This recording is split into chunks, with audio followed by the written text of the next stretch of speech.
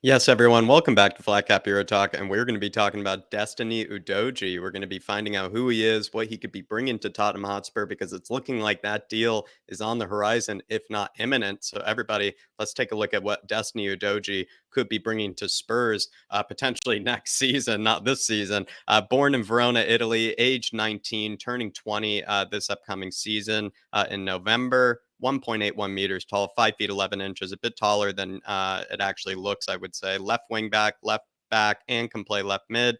Youth career was over at Hellas Verona. Market value stands at around 15.3 million pounds, according to Transfermarkt, and his contract was up in 2026. And the expected deal, according to some sources, is going to be around 22 million pounds plus a loan back to Udinese, everybody. So that's kind of the basic details on Destiny Udoji. If we're going to take a look at the stats, I think we can see here, if everybody, just let me take away this banner just a moment. Sorry about that. But if you're taking a look at the stats, you can see that he actually has pretty high tackle and interception numbers. But if you've ever seen a bit of him, I've never really seen too many games of his. I kind of looked back and watched one, kind of half of his, and then, a bunch of highlights. Unfortunately, I'm not too familiar with the guy, but from what I was able to gather from, that 45 minutes, especially, is that the guy is certainly, more of a dribbler than anything. It seems like, these tackle and interception numbers are actually quite surprising to me because he didn't come to me or, come off to me as like more of a, a defender. He came off to me more as an attack minded, sort of player. And he really likes to dribble, and get past his players. But, these tackle and interception numbers are pretty decent. And it is a bit concerning to see that he does get dribble past quite often, 1.2 times per 90. That puts him in the 18th percentile compared to all Serie A fullbacks. Sorry, I'm going to remove that logo there. Compared to all Serie A fullbacks, passes completed. He doesn't complete too many, but his pass completion percentage, isn't too poor. It's 80%, and it's not too poor compared to other fullbacks. His shot creating actions are high. And then the goals per shot, which I at the bottom of your screen there, is actually quite interesting because it shows that he's actually quite a lethal finisher because he only takes one shot per 90, but he actually ended up, everybody, with 5 goals and 3 assists last season. So if he had 5 goals and only took one shot per 90, actually has a pretty decent return right there, which I think is quite interesting.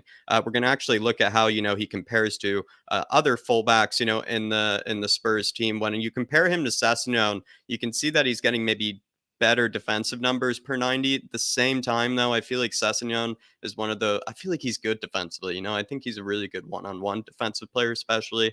He's handled some tough assignments in the past, coming up against Salah. He's had him, in his back pocket.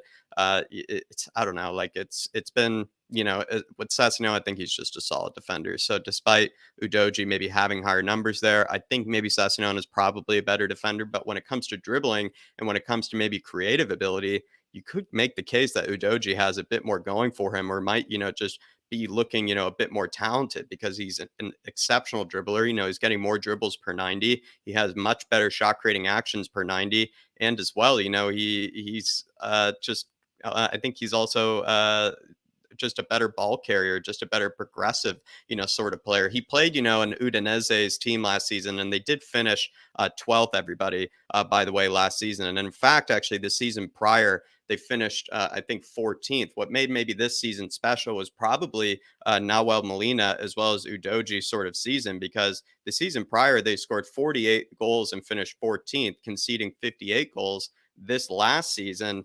they conceded the same amount of goals of 58, but scored 61 goals in total. That's actually more goals than Fiorentina scored, who were in seventh place, Roma, who finished in sixth position, and then Juventus as well. They scored more goals than Juventus, Roma, and Fiorentina. So clearly, they became a much more attacking side, and that might actually have to do with, maybe what Udoji was bringing, to that team. But we compared him to Sessegnon. Maybe we can compare him to Perisic here. When you're taking a look at, Perisic, it almost is a bit unfair because the guy was just an absolute beast last season, for Inter Milan. And, what I find, is so cool about Perisic as well is that I love how he has higher interception numbers per 90 than Udoji, which shows that Perisic is actually maybe a decent defender because he can read the game really well. He doesn't need, to get stuck in and be, super monstrous and powerful. He can get stuck in, by just, reading the game and, stepping in front and just intercepting a pass and, maybe not expending too much energy or strength of his.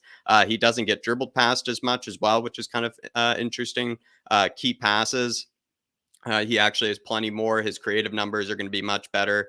He doesn't though dribble past players in the way that Udoji does. Maybe he's not as good of a one-on-one sort of dribbler as Udoji is, because Udoji getting more dribbles per game there.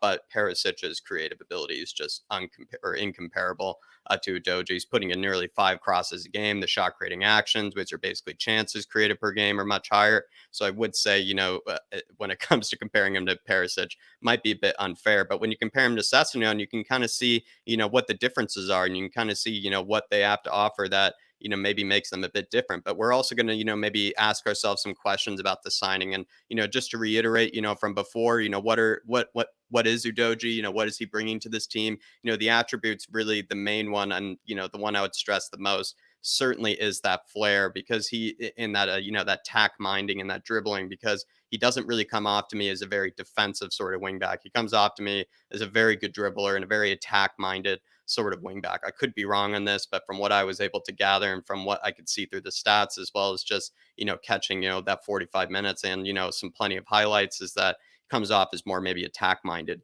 and then he really is defensive minded. He has plenty of flair in his game, like I said, likes to cut inside from the left flank. He almost makes that sort of kind of fake of going towards the outside down the wing, but then will actually bring it inside on his left foot and actually create a lot of chaos, because he's also very speedy, very powerful as well, 5'11", but looks taller than that. And even the way that he sort of carries himself, when he's even defending or even carrying the ball, he just looks more powerful, looks a lot stronger and bigger than 5'11", is what I would say. Another kind of thing that maybe we should bring up as well is that why did Spurs sign him? If I were to gather maybe why Spurs signed him, it seems like it's similar to Spence, where they're looking at players that have that ball carrying ability, and that clearly maybe is a huge facet or a huge attribute that Conte values in his wingbacks, are like players that are able to confidently take it past their defender one on one in most situations. He's tall and strong. Another kind of attribute that Conte seems to like. He offers something different than Sessegnon. Sessegnon may be a more defensive minded wingback, as well as being very clutch, when he does go forward, whereas Udoji might be a bit more of a free spirit, sort of kind of attack minding wingback. And then he could potentially play both right wingback and left wingback, because, like I said, he's really good at cutting inside, really good dribbler. Seems to have a better right foot, I would argue, than Sessegnon by the looks of things. And then maybe he could be, probably versatile and be able to play on both wingback sort of positions. So that's kind of, my quick little logic of maybe why Spurs signed him. And then the other, kind of thing is just what's my personal opinion.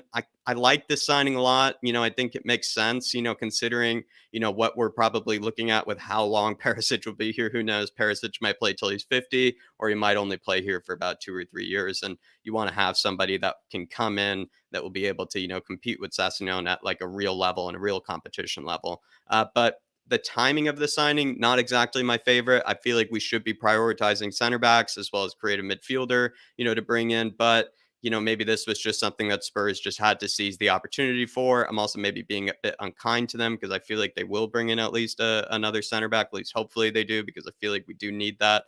But the timing of it, just not my favorite, I would say. But everybody, do let me know what you think of this signing. Do let me know what you think of Destiny Udogie. Is this the right signing for Spurs? Is this something to be optimistic about? Is this something you're a bit disappointed in? Something you're excited in? Let me know, everybody. Do smash that like button on your way out. If you're feeling generous enough, why not leave us a super thanks to support the channel? Leave your comments, of course, everybody. But as always, come on, you Spurs, and I will be seeing you.